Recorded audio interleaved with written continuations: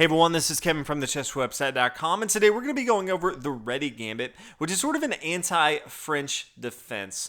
So if you start with pawn to e4, your opponent plays pawn to e6. Many players hate seeing the French defense. They don't mind if their opponent plays the Sicilian defense, if they get into the Ruy Lopez. It doesn't matter, but they don't want to see the French defense. Mainline pawn to d4, pawn d5. This usually just gets into a situation where your opponent's attacking a lot on the queen side of the board. Many of these positions are going to be clogged in the middle. It's not an open game, which a lot of players starting out with pawn to e4 like to see.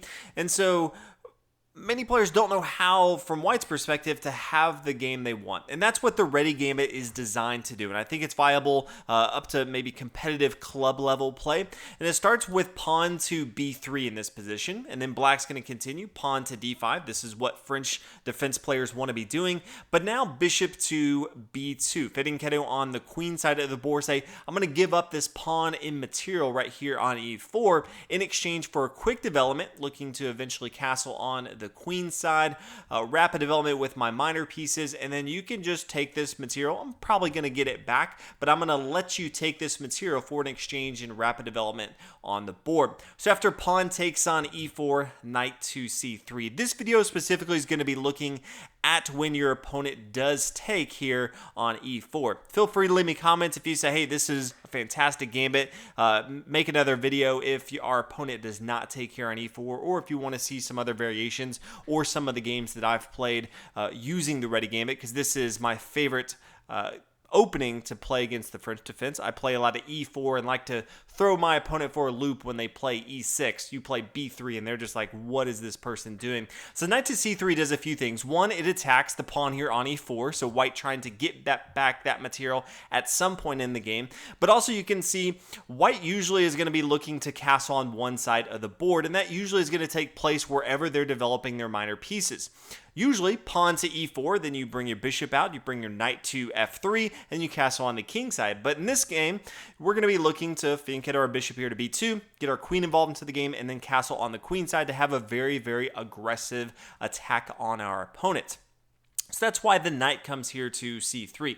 Black has a few options. There's really two main options that you'll see to protect this pawn right here, and then we'll look at what happens if Black doesn't even try to protect that. The main line is going to be knight to f6, simple development move from Black, controlling the square right here. The second one is going to be knight or pawn to f5. These are the main lines that I've seen to try to protect this pawn.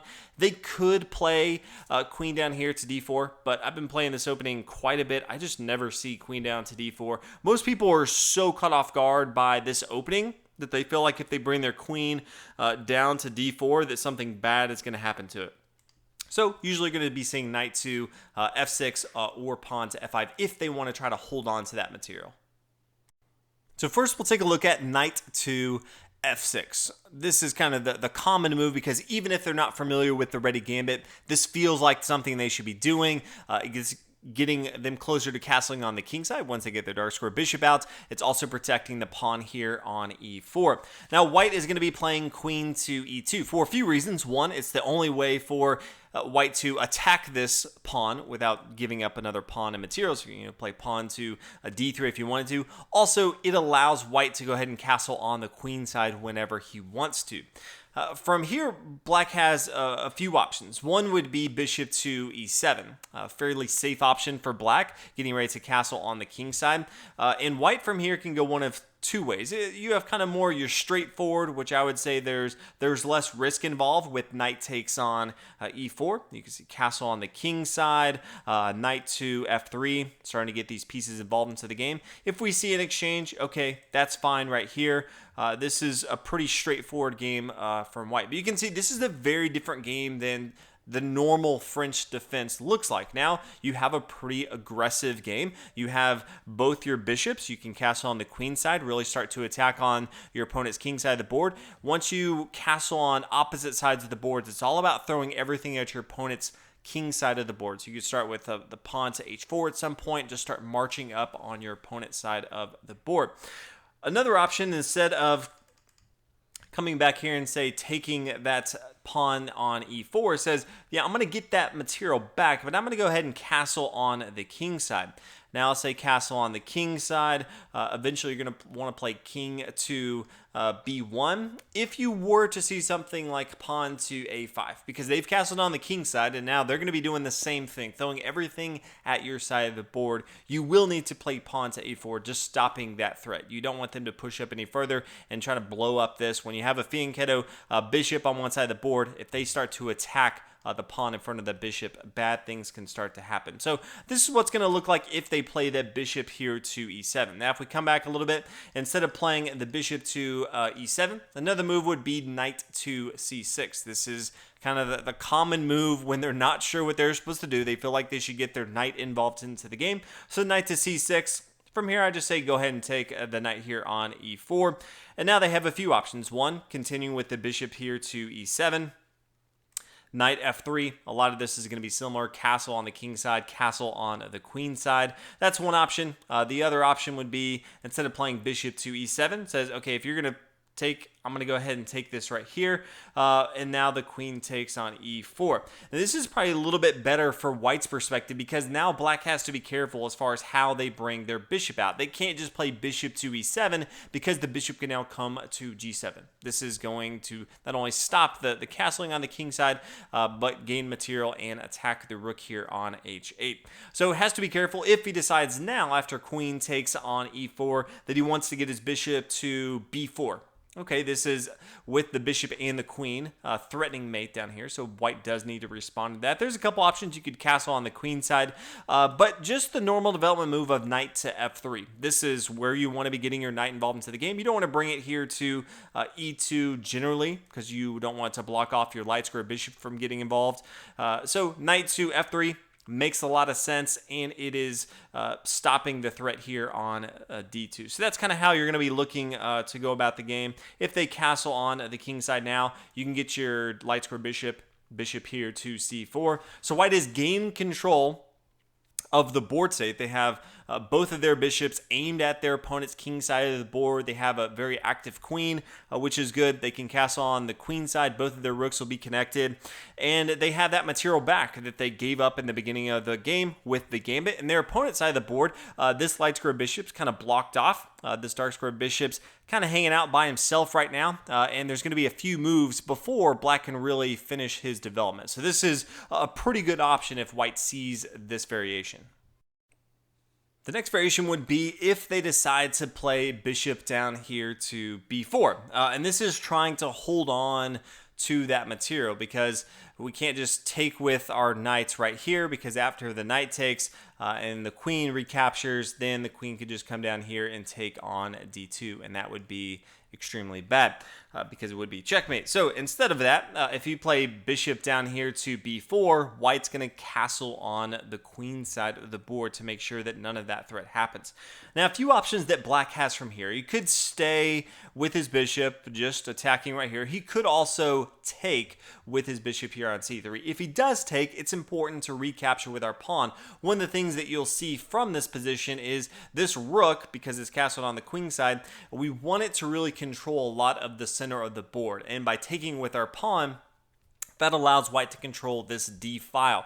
And if you say, well, yes, that blocks off our dark square bishop, pretty easy. Later on, you could just play pawn to c4, open up the board state for the bishop to attack this long dark square diagonal.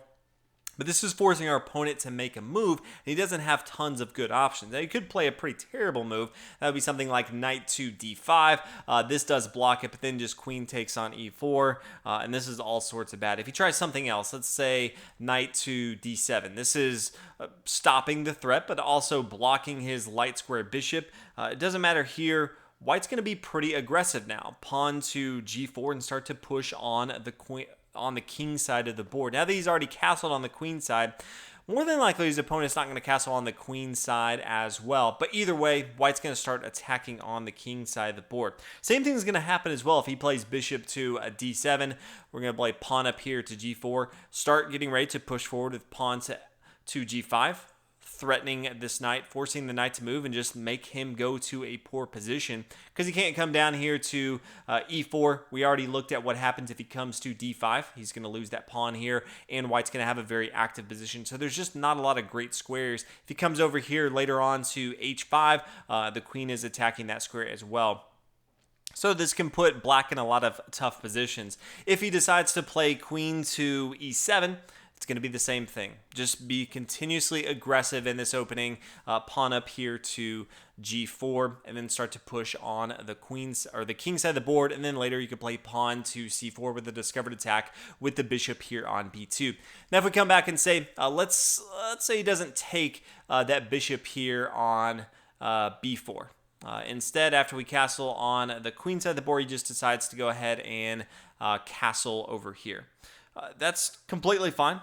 Go ahead and take here on e4.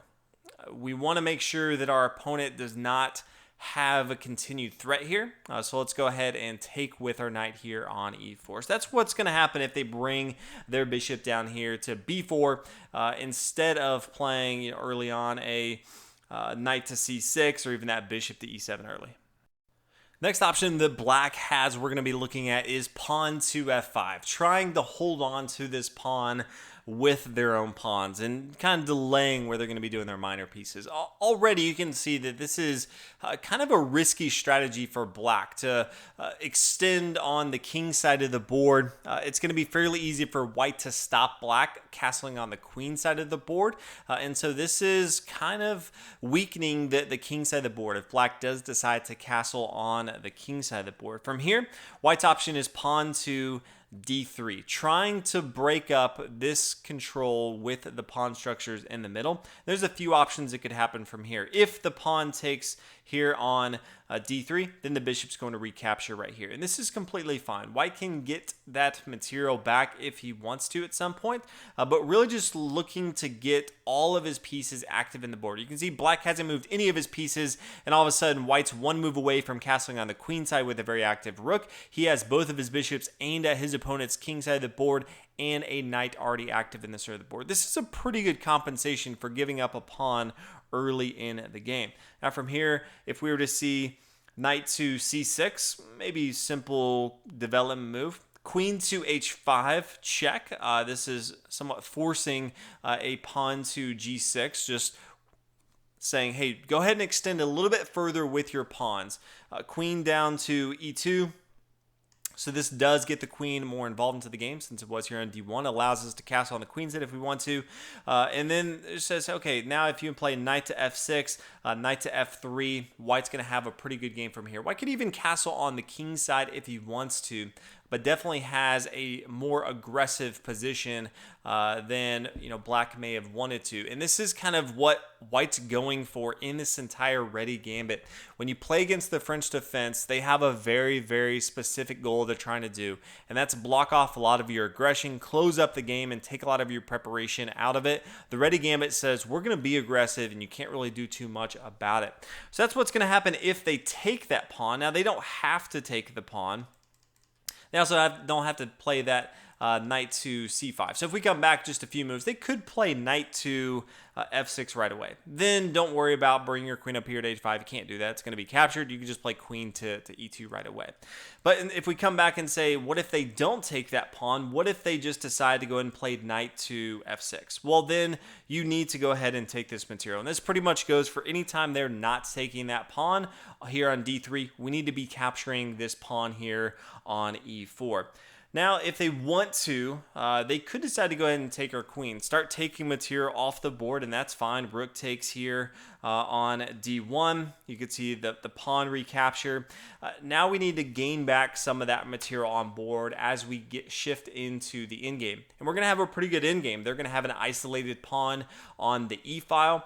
So all in all, white should be ahead going into the endgame. But from here, we're going to see knight to e2, looking to play knight to g3 so that both of our knights are attacking this pawn right here. It's very difficult for black to try to hold on to this, but really his best option is to get his light square bishop to defend this square right here. So to do that, he'd play bishop here to d7, knight to g3, bishop here to c6. We could play bishop up here to c4, and this is threatening this pawn here on e6. So he can either lose this pawn, or he could play something like king to f7, stopping the threat right here, but then castle on the king side, bring our rook over here to e1. There's going to be too much pressure on this pawn here on e4 to really hold on to that material. Now after they play that knight to f6, we could easily just take right here, and they could not try to hold on to that material. So after pawn to e4, we played knight e2. They could try something else and just let us take that. Okay, that's going to be completely fine. We don't have to worry about this bishop coming down here to c6. But if they do try to hold on to it, that's how you get that material back. Now, instead knight to f6, the other option that you may see is bishop coming down here to b4. Players love to pin knights down to kings, so this is a move that you definitely could see. As we said before, if they do not take our pawn on d3, we need to go ahead and be capturing this pawn here on e4. So after pawn takes on e4, they could play the same thing as before. Queen takes down here on d1, rook takes, and then the pawn takes here on e4. It's going to be a little bit different. This bishop is kind of a pain, so we're going to play pawn to a3. We're not going to be casting on the queen side, as you can see. Our rook's over here on d1, so we're not as concerned with playing up our pawn to a3, extending over where our king is at for safety-wise. Now, if he decides to go ahead and take with his bishop, then we're going to recapture with our bishop. If he plays knight to f6, trying to hold on to this pawn right here, you have a few options. One, if you don't mind having a better attacking board state, but being down a pawn and material, then I recommend just playing pawn to f3. Because if they take, you recapture with knight to f3, and you have a very, very aggressive board state, and you're going to be doing fine. Especially with this isolated pawn e6. You may look at it and say, yes, they're up a pawn, but yet you have a much more aggressive board state. You have double bishops, and you also getting ready to castle on the king side, more active pieces in the game. So that's one option. The other option would be to play knight to h3, and then knight to c6, bishop up here, b5, pinning down the knight, castle on the king side. You could exchange right here, and then knight to g5, and this is threatening this pawn right here. And you may look at it and say, yes, but the knight is defending this square. That's true, but the bishop can just take here on f6, and then after the pawn recaptures, the knight or the rook recaptures, then the knight can freely come down here and take on e4. So that's how you could gain back that material if you wanted to on the board state. Now, our opponents don't have to try to hold on to that material. Many times in a gambit, they'll take that material early on and then just say, hey, I'm not sure what's going to happen, but I feel like bad things are going to happen if I try to hold on to it. So they just refuse. They could play something, knight to c6 here. Generally, you're going to be taking the pawn here on e4 if they don't try to hold on to it. It's just very easy to go and get that material. You can bring the knight kind of wherever you want to, and this allows you to have a pretty good game going forward. If they play something, bishop d7, same thing. Knight takes here on e4. If they, sometimes I've seen pawn to b6, trying to fianchetto to hold down a pawn. This is when you definitely need to go ahead and take it right away. A bishop to b7, you can be pretty aggressive. Bishop here to b5 check, and just kind of see what they do, force their hand a little bit. So these are some of the options that you will see. Most people are just going to be playing knight to f6, trying to hold on to that pawn. But all of these variations you see, it completely gets out of what I would consider preparation for a French defense player. They have a very strategic objective when they play that, and they're trying to get you out of their element. The ready gambit allows you to kind of take back that initiative, and you're not really sacrificing too much. There's, kind of one variation where you end up getting that material back way later in the game. Your compensation is you have better development and they have an isolated pawn. But for the most part, you can get that pawn back pretty easily, and they have to go through great lengths to even try to hold on to it. And those efforts will be futile in the end. So this is the Ready Gambit. I definitely recommend if you play pawn to e4 and they respond with pawn e6 that you try this out. This is my go-to anytime I play against the French defense, because most of my opponents, they don't even know what to do when I play pawn to b3. So check it out. Let me know what you guys think. Also, if you want to see more variations or even the Ready Gambit declined for this opening or any other opening, feel free to let me know, drop a note, or even email me. You can visit the website, thechesswebsite.com, has my contact information on there. But until next time, thank you everyone. Hope you enjoy the video. I'll see you in the next one. Thanks for watching.